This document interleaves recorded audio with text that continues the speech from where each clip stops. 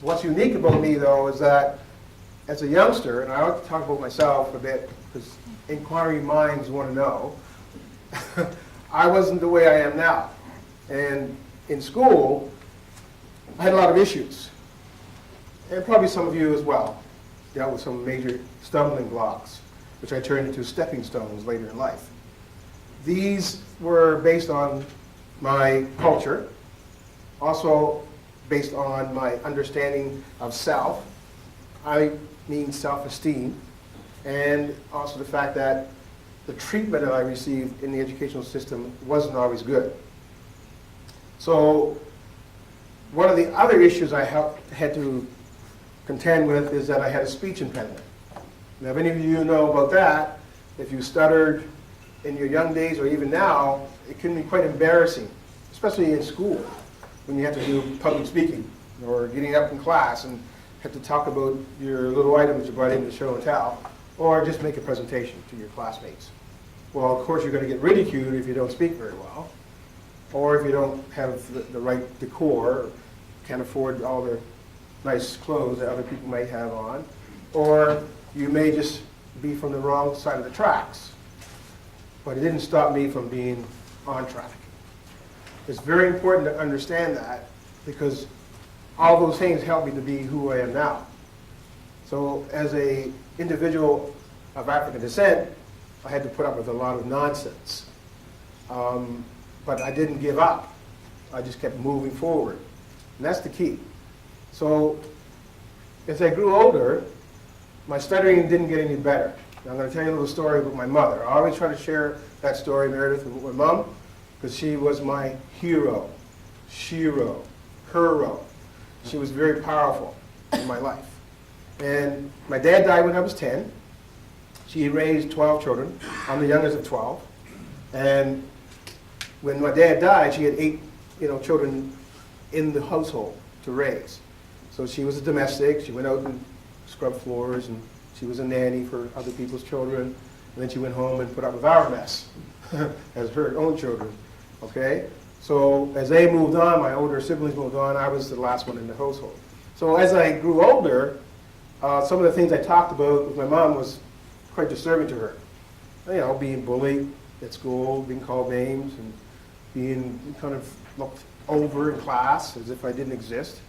And so she'd always encourage me to, don't let that stop me, Jocelyn. Become, strong from that. Whatever doesn't kill you makes you what? Stronger. So she was really encouraging me about that. And as I got older, I got wiser. So one day, it just so happened that I took off from school a little earlier than I should have. You guys never did this, I know. It's some little things that happen in life, right?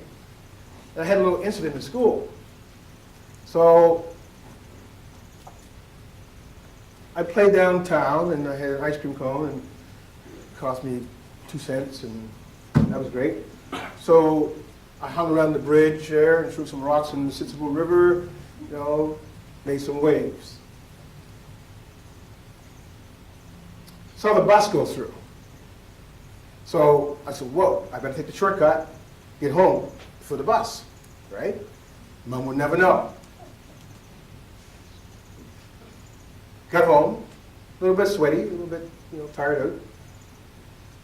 Mom looked at me, I thought you were on the bus.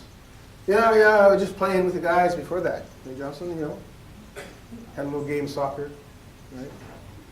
Okay. What happened at school today? Oh, school was great today, Mom. I learned a lot. What'd you learn? Can't remember. So much. Overloaded my circuits. She said, oh, I hear you had a little incident today. How'd you know that, Mom? Well, we have our ways. Mothers have their ways. And so, in our black community, there's a saying. There's 3 ways to communicate. Number 1, back in the day, you could use a telegram. Those are not too popular today, but in those days it was. Or you could use a telephone. And number 3, tell a black woman. Because that connection with all those mothers, somebody saw me downtown, dilly-dallying, and said, okay, this that Bishop boy, I'm telling his mom. He should have been in school, all right? And so when I got home and she knew the whole thing, and I said, oh, I confess, busted, right? So I said, okay, Mom, I'm a stutterer, and I'm stupid. Mom said, no, I don't produce stupid children. Let me tell you right now. Okay, let me clear that up from the get. All right? And she said, did you know Abraham Lincoln stuttered? He had depression. There were some issues with his wife. And so he had some issues, so he had to get Frederick Douglass to help him, the great black abolitionist, who was the first black man in the White House, not Barack Obama. And so it's like, oh, I didn't know that. So did you know that Aaron, Moses' brother, started? Moses in the Bible, yeah. He's the one that said, let my people go. Aaron was stuttering. He said, oh no, Moses, you do that. You know, I can't tell the Pharaoh that stuff. I'll get tongue-tied.